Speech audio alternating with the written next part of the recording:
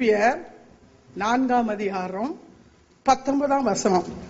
என் தேவன் தம்முடைய ஐஸ்வரியத்தின்படி உங்கள் குறைவை எல்லாம் கிறிஸ்து இயேசுவுக்குள் மகிமையிலே நிறைவாக்குவார். என் தேவன் தம்முடைய ஐஸ்வரியத்தின்படி உங்கள் குறைவை எல்லாம் கிறிஸ்து இயேசுக்குள் மகிமையிலே நிறைவாக்குவார். நீங்க தேவைகளுக்கு மத்தியில நீங்கள் வந்து அமர்ந்திருக்கலாம், பாரத்தோடு கூட வந்து அமர்ந்திருக்கலாம். நெருக்கத்தின் மத்தியில மனிதனுடைய வார்த்தைகள் முட்களை போல குத்துவது நிமித்தமாக பல வேதனைக்கு மத்தியில இந்த இடத்துல வந்திருக்கலாம்.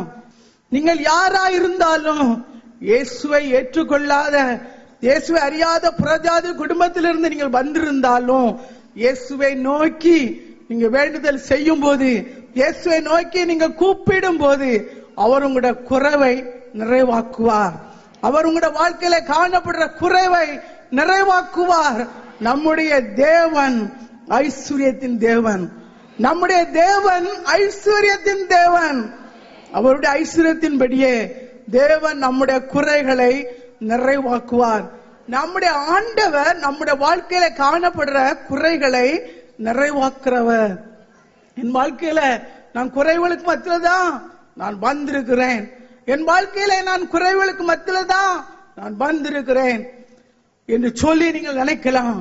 ஆண்டவர் உங்களுடைய குறைவை மாற்றி நிறைவான ஆசீர்வாதத்தை தந்து உங்களை சந்தோஷத்தோடு கூட இந்த இடத்தை விட்டு அனுப்புவார் என்பதில் சந்தேகமே இல்லை. நம் ஆண்டவர் குறைகளை நிறைவாக்குற தேவன். என் தேவன் தம்முடைய ஐஸ்வரியத்தின்படி உங்கள் குறைகளை எல்லாம் கிறிஸ்து இயேசுக்குள் மகிமையிலே நிறைவாக்குவார் என்று சொல்லி நாம் வேதாகமத்திலே பார்க்கிறோம். நம்முடைய ஆண்டவர் நம்மை நிறைவாய் ஆசீர்வதிக்கிறவர். நாம் நம்முடைய குறைகளை ஒத்துக்கொள்ளும் போது, நாம் நம்முடைய பாவங்களை ஒத்துக்கொள்ளும் போது, நம்மை சரிப்படுத்தும் போது தேவன் நம்முடைய வாழ்க்கையில காணப்படுற குறைவுகளை ஆண்டவர் நிறைவாக்குவார். நாம் நம்முடைய பாவங்களை ஒத்துக்கொள்ள வேண்டும். குறைகளை ஒத்துக்கொள்ளும் போது தேவன் நம்முடைய வாழ்க்கையில தேவன் நமக்கு வைத்திருக்கிற ஆசீர்வாதங்களை பெற்றுக்கொள்ள முடியும். ஊழியத்தின் நிமித்தமாக ஒரு செல்வந்தர் வீட்டிலே நாங்கள் தங்கியிருந்தோம். அந்த செல்வந்தருக்கு எல்லா வசதிகளும் இருந்தது, சொத்துகள் இருந்தது, வருமானம் இருந்தது, பிள்ளைகள் இருந்தாங்க, எல்லாம் இருந்து பார்ப்பதற்கு ஆசீர்வதிக்கப்பட்ட குடும்பம் போல, வசதியான குடும்பம் போல காணப்பட்டது. நாங்கள் எண்ணிக்கொண்டோம், ஆண்டவன் அவர்களை நன்றாக ஆசீர்வதித்திருக்கிறார், நல்ல ஆசீர்வாதமாக இருக்கிறார்கள், எல்லா செல்வ செழிப்பும் இவர்களுக்கு காணப்படுகிறது என்று சொல்லி நாங்கள் எண்ணிக்கொண்டோம். ஆனா நாங்க எண்ணினது தவறு என்பதை நாங்க வெகு சீக்கிரத்திலே அறிந்து கொண்டோம். அவருடைய மனிதன் முகத்தை பார்க்கிறான், ஆண்டவரோ இருதயங்களை பார்க்கிறார். அவருடைய முகத்துல ஒரு குறைவு காணப்படுகிறதை காண முடிந்தது. கடைசியில் அவரது துக்கத்தை எங்களிடத்துல பகிர்ந்து கொண்டார்கள். தன்னுடைய குறையை சொன்ன போது அவர்களுக்காக நாங்கள் ஜெபித்து நாங்கள் அந்த இடத்தை விட்டு கடந்து வந்தோம். தேவன் அவருடைய வாழ்க்கையில காணப்பட்ட குறைவை நிறைவாக்கினாரு. நம்முடைய வாழ்க்கை பாதையிலே, நம்முடைய குடும்ப வாழ்க்கையிலே குறைவிட்டு நாம் காணப்படுகிறோமா? எல்லாவற்றையும் இழந்து விட்டோமே, எல்லாவற்றையும் இழந்து விட்டோமே, பொருட்களை இழந்து விட்டோமே, சொத்துக்களை இழந்து விட்டோமே, உறவினர்களை இழந்து விட்டோமே, பிள்ளைகளை இழந்து விட்டோமே, தாளந்துகளை இழந்து விட்டோமே, செல்வத்தை இழந்து விட்டோமே என்று சொல்லி நீங்க உள்ளத்துல கலங்குறீங்களா? நம்ம ஆண்டோட சமூகத்துல வரும்போது ஆண்டவர் நம்முடைய குறைவை நிறைவாக்குவாரு. நம்முடைய துக்கத்தை ஆண்டவர் சந்தோஷமாக மாற்றுவாரு.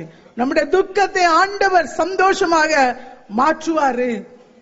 பரிசுத்தமாய் நான் வாழ நினைக்கிறேனே, என் வாழ்க்கையில என்னால பரிசுத்தமாய் வாழ முடியலேன்னு சொல்லி கலங்குற பிள்ளைகளை இந்த நாட்களிலே பார்க்க முடிகிறது.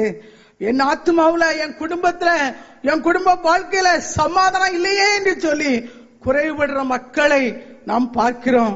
எனக்கு அருமையானவர்களே, நான் வாங்குற சம்பளம், எனக்கு வருகிற வருமானம் என் குடும்பத்துக்கு போதுமானதா இல்லையே, குறைவு காணப்படுகிறதே என்று சொல்லி கலக்கத்துக்கு மத்தியில, சோறுகளுக்கு மத்தியில, வாழ்க்கையின் அடித்தளத்துல நம்ம வந்து நிற்கிறோமா? நம்முடைய ஆண்டவர் நம்முடைய குறைகளை நிறைவாக்குறவரு. நம்முடைய ஆண்டவர் நம்முடைய வாழ்க்கையில காணப்படுற குறைகளை நிறைவாக்குறவரு. சாமுவேல் 1 அதிகாரம் 10 வசனத்தை பாத்தீங்கன்னா அன்னாள் ஆண்டோட சமூகத்துல வந்து அவ கண்ணீர் வடித்து தன்னுடைய குறைவுக்காக ஆண்டோட சமூகத்துல ஜெபிக்கிறா. ஆண்டவர் அவருடைய குறைவை நிறைவாக்குனாரு. அன்னாளுடைய துக்கத்தை ஆண்டவர் சந்தோஷமாக மாற்றினார். அது மட்டுமல்ல, யோவான் 2 அதிகாரம் 2 வசனத்துல பாத்தீங்கன்னா இங்க ஒரு கல்யாண வீட்டுல திராட்சை ரசம் குறைவுபட்டது. ஆண்டவர் கானா ஒரு கல்யாண வீட்டுல திராட்சை ரசம் குறைவுபட்டது. இயேசுனுடைய தாயின் இடத்துல திராட்சை ரசம் குறைவுபட்டது என்று சொல்லி வேலைக்காரர் சொன்ன போது இயேசுவின் தாய் சொல்றாங்க, இயேசு என்ன சொல்கிறாரோ அதன்படி செய்யுங்கள் என்று சொல்லி சொன்ன போது இந்த வேலைக்காரர்கள் ஆண்டோட வார்த்தைக்கு கீழ்ப்படிந்து, அப்பொழுது ஆண்டவர் சொல்றாரு, கச்சாடிகள்ல வெறும் கச்சாடிகள்ல தண்ணீரை நிரப்புங்கள் என்று சொல்லி ஆண்டவர் சொல்லுகிறாரு. பாத்திரத்துல தண்ணீரை நிரப்புறாங்க. தண்ணீர் திராட்சை ரசமாக மாறியது. கானா ஒரு கல்யாண வீட்டுல திராட்சை ரசம் குறைவுபட்டது. தண்ணீர் திராட்சை ரசமாக மாறியது. ஆண்டவர் குறைவை நிறைவாக்கி முந்தின ரசத்தை பார்க்கலும் பிந்தின ரசம் ருசி உள்ளதாக இருக்கும்படியாக தேவன் குறைவை நிறைவாக மாற்றி கொடுத்தார். 2 ராஜாக்கள் 4 அதிகாரம் 8 வசனத்திலிருந்து நம்ம பார்ப்போம்னு சொன்னா இங்கே ஒரு பெண்ணை குறித்து பார்க்கிறோம். சூனேம் ஊரை சேர்ந்த சூனேமியாள் என்று சொல்லி ஒரு பெண்ணை குறித்து நம்ம பார்க்கிறோம். இந்த பெண் உடைய வீட்டிற்கு எலிசா தீர்க்கதரிசி வந்து போகிறாரு. ஒரு நாள்ல இந்த சூனேமியாள் தன் கணவரை பார்த்து சொல்கிறார், நம் வீட்டிற்கு வந்துவிட்டு போகிற மனிதன் ஒரு தேவனுடைய மனிதன். அந்த மனிதன் நம்ம வீட்டுல தங்குறது நமக்கு ஆசீர்வாதமாக இருக்கும். அதனால நம்ம வீட்டில் மேல ஒரு ரூம் எடுத்து வைத்து ஒரு கட்டில், ஒரு மேசை, ஒரு நாற்காலி, ஒரு குத்து விளக்கு வைப்போம். அதுல இந்த தேவனுடைய மனிதன் வந்து தங்கட்டும். எப்பொழுதெல்லாம் நாம் வீட்டிற்கு வருகிறாரோ அப்பொழுதெல்லாம் நாம் வீட்டிலே தங்கட்டும் என்று சொல்லி வீட்டிலே ஒரு அறையை கட்டி வைத்திருந்தார்கள். அப்பொழுது ஒரு நாள் எலிசா தீர்க்கதரிசி கேயாசி என்று சொல்லி தன்னுடைய வேலைக்காரனை கூப்பிட்டு, இந்த சூனேமித்தியாள் நம்ம வர்றப்பெல்லாம் நம்மளை நன்கு விசாரிக்கிறாளே, நம்முடைய காரியங்களை எல்லாம் கவனமாக கவனிக்கிறாளே, இவளுக்கு நம்ம ஏதாவது உதவி செய்ய வேண்டியிருக்குதா? ராஜாவின் இடத்திலாவது சேனாதிபதியின் இடத்திலாவது நாம் ஏதாவது உதவி செய்ய வேண்டியது இருக்குதா? கேள் என்று சொல்லி கேயாசி இடத்துல சொன்ன போது இந்த கேயாசி சொல்றான், அவளுக்கு குழந்தை இல்ல, அவளுடைய கணவன் வந்து ஒரு கிழவன், பெரிய பெரிய வயதுள்ளவன், கிழவன் என்று சொல்லி கேயாசின் இடத்திலே சொல்கிறான். அது மட்டுமல்ல, அவளுக்கு குழந்தை இல்லை என்று சொல்லி சொல்கிறான். அப்பொழுது எலிசா தீர்க்கதரிசி சொல்லுகிறார், சூனேமித்தியாளை என்னிடத்திலே அழைத்து வா என்று சொன்ன போது சூனேமித்தியாள் வருகிறார். அப்ப அவ வந்து சொல்றா, தனக்கு குழந்தை இல்ல, ஆனாலும் அவ குறைவை சொல்லாதபடிக்கு அவ என்ன செய்யறா, என் ஜனத்தின் நடுவுல நான் நிறைவா இருக்கிறேன், என் ஜனத்தின் நடுவுல நான் நிறைவா இருக்கிறேன்னு சொல்லி அவ குறைவை சொல்லல, அவன் நிறைவா சொன்னா. ஆனா அவளுடைய வாழ்க்கையில ஒரு குறை இருந்தது. அப்பொழுது எலிசா தீர்க்கதரிசி சூனேமியாளை பார்த்து சொல்றாரு, உற்பத்தி கால திட்டத்துல நீ ஒரு குழந்தைய அணைத்து கொள்வாய் என்று சொல்லி எலிசா என்கிற அந்த தேவனுடைய மனுஷனுடைய வாயின் வார்த்தையின் மூலமாக ஆண்டோடைய வார்த்தை இந்த சூனேமித்தியாளுக்கு புறப்பட்டு செல்கிறது. உற்பத்தி கால திட்டத்திலே நீ ஒரு குழந்தையை அணைத்து கொண்டிருப்பாய் என்று சொல்லி, அதே போல ஆண்டவர் அவளுடைய கர்ப்பத்தை ஆஸ்வதிக்க ஆரம்பித்தார். அது மட்டுமல்ல, ஒரு தீர்க்கதரிசி சொன்ன மாதிரியே அடுத்த வருடத்திலே தேவன் அவளுக்கு ஒரு குழந்தையை கொடுத்து அவளுடைய வாழ்க்கையில காணப்பட்ட குறையை நிறைவாக்கினார். அவளுடைய குறைவை நிறைவாக்கினார். நீங்க ஒருவேளை துக்கத்தோடு பாரத்தோடு கூட வேதனைக்கு மத்தியில நீங்க வந்து நிற்கலாம். திருமணம் ஆகி 2 வருடம் ஆகிவிட்டது, 3 வருடம் ஆகிவிட்டது, 5 வருடம் ஆகிவிட்டது, 8 வருடம் ஆகிவிட்டது, எனக்கு ஒரு கற்பத்தின் கனி இல்லையே, என் குறைவை ஆண்டவர் நிறைவாக்குவாரா என்று சொல்லி நீங்க கலக்கத்தோடு கூட வேதனையோடு கூட அந்த இடத்துல அமர்ந்திருக்கலாம். நீங்கள் யாரா இருந்தாலும் உங்களுடைய வாழ்க்கையில காணப்படுற குறைவுகளை தேவன் நிறைவாக்கி உங்களை சந்தோஷப்படுத்தி உங்களை ஆசீர்வதித்து அனுப்புவார். வேதாகமத்தில் இருந்து நான் 3 சம்பவங்களை உங்களுக்கு நினைப்பூட்டுகிறேன். முதலாவது, நம்முடைய தேவன் நம்முடைய வாழ்க்கையில் என்னென்ன குறைவுகளை எல்லாம் நிறைவாக்குவார் என்பதை நாம் வேதாகமத்திலிருந்து பார்ப்போம். நம்முடைய தேவன் ஆவிக்குரிய குறைகளை நிறைவாக்குறவர். முதலாவது, நம்முடைய தேவன் ஆவிக்குரிய குறைகளை நிறைவாக்குறவர். ஆதியாகமம் 3ஆம் அதிகாரம் 8ஆம் வசனம். பகலில் குளிர்ச்சியான வேளையிலே தோட்டத்தில் உலாவுகிற தேவனாகிய கர்த்தருடைய சத்தத்தை அவர்கள் கேட்டார்கள். அப்பொழுது ஆதாமும் அவன் மனைவியும் தேவனாகிய கர்த்தருடைய சந்நிதிக்கு விலகி தோட்டத்தின் விருட்சங்களுக்குள்ளே ஒளித்துக் கொண்டார்கள். ஆண்டவர் ஏதேன் தோட்டத்தை உருவாக்கி அதிலே ஆதாமையும் ஏவாளையும் அங்கே அவர்கள் சந்தோஷமாக இந்த தோட்டத்துல இருந்து வாழட்டும் என்று சொல்லி ஏதேன் தோட்டத்திலே ஆண்டவர் ஆதாமையும் ஏவாளையும் வைத்திருந்தார். அது மட்டுமல்ல, கர்த்தர் ஆதாமோடு பேசும்படியாக இறங்கி வருவார். ஆதாமும் ஆண்டவரோடு கூட பேசுற மனிதனாக காணப்பட்டான். இப்படியாக அவர்கள் வாழ்ந்து வரும்போது ஒரு நாள்ல சர்ப்பம் கடந்து வருகிறது. சர்ப்பம் கடந்து வந்து ஏவாளோடு கூட பேசுகிறது. என்ன பேசுறதுன்னா, நீங்க தோட்டத்தில் உள்ள சகல விருட்சத்தின் கனியையும் புசிக்க வேண்டாம் என்று சொல்லி தேவன் சொன்னது உண்டோ என்று ஸ்திரீ சர்ப்பத்தை நோக்கி கேட்டது. தோட்டத்தில் உள்ள எல்லா கனியையும் புசிக்கலாம், ஆனா தோட்டத்தின் நடுவில் இருக்கிற விருட்சத்தின் கனியை குறித்து தேவன் நீங்கள் சாகாதபடிக்கு அதை புசிக்கவும் அதை தொட வேண்டாம் என்று சொன்னார் என்று சொல்லி ஏவாள் சர்ப்பத்தின் இடத்திலே பேசுகிறார். சர்ப்ப ஸ்திரியை நோக்கி, நீங்கள் சாவதில்லை, நீங்கள் சாவதில்லை, பழத்தை புசிக்கும் நாளில் உங்கள் கண்கள் திறக்கப்படும், நீங்கள் நன்மை தீமை அறிந்து தேவர்களை போல இருப்பீர்கள் என்று தேவன் அறிவார் என்று சொல்லி சர்ப்பம் ஸ்திரீயின் இடத்துல பேசுகிறது.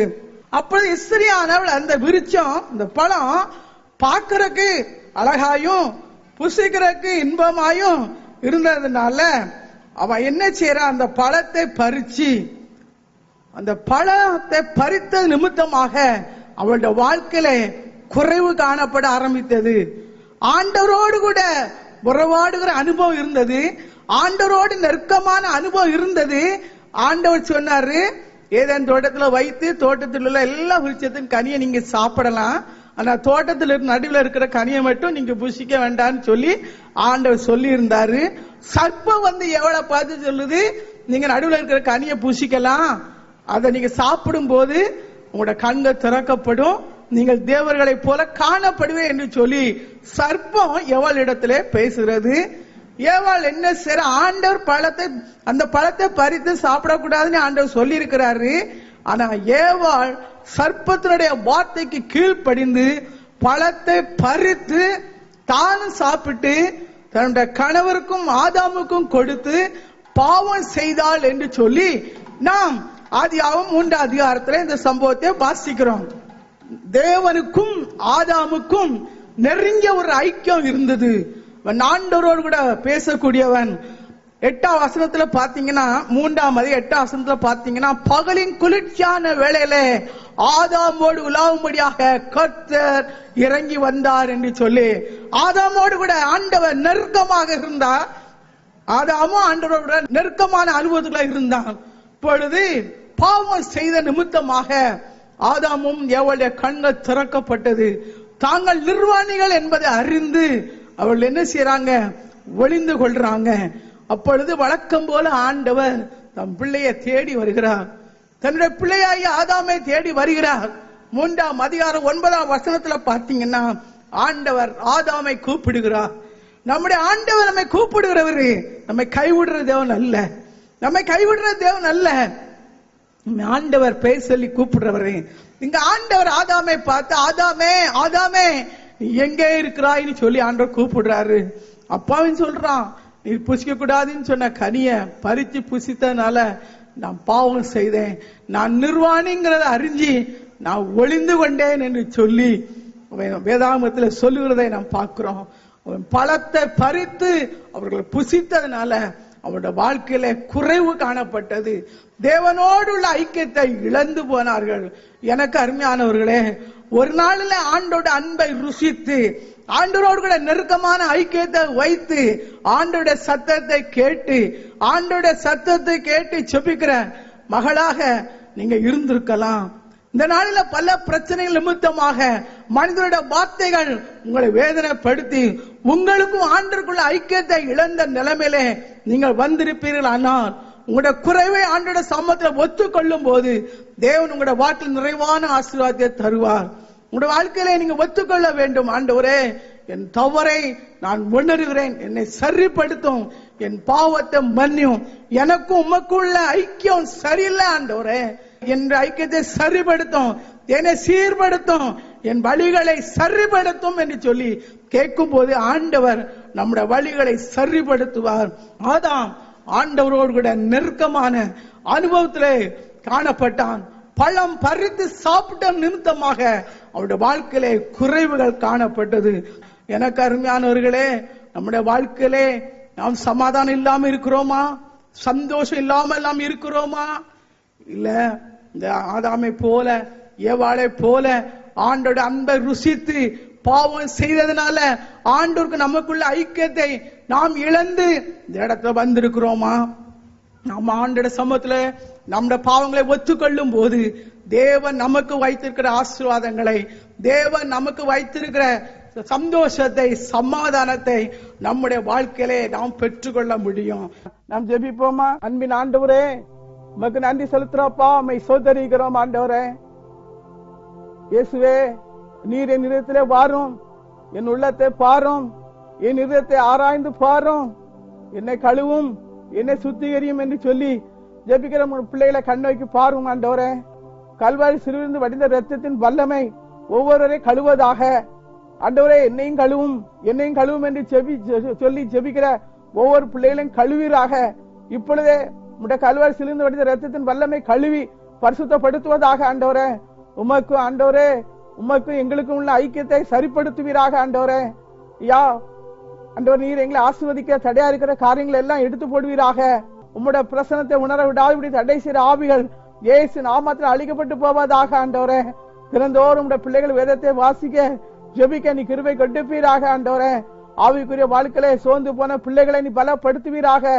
தேவைக்கு மத்தியில் இருக்கிற பிள்ளைகளுக்கு தேவையை சந்தித்து கொடுப்பீராக. அற்புதத்துக்காக காத்துக்கும் பிள்ளைகளுடைய வாழ்க்கையில் அற்புதத்தை செய்வீராக. உம்முடைய நாமத்தை மட்டும் மகிமைப்படுத்துவீராக. ஆண்டவரே, நீர் எப்படி சேரக்காக உமக்கு நன்றி செலுத்துறோம். எல்லா துதியும் கனமும் மகிமையும் உமக்கு மட்டுமே நாங்கள் செலுத்துறோம். மீட்பர் இயேசு நாமத்தில் ஜெபிக்கிறோம் நல்ல பிதாவே, ஆமென்.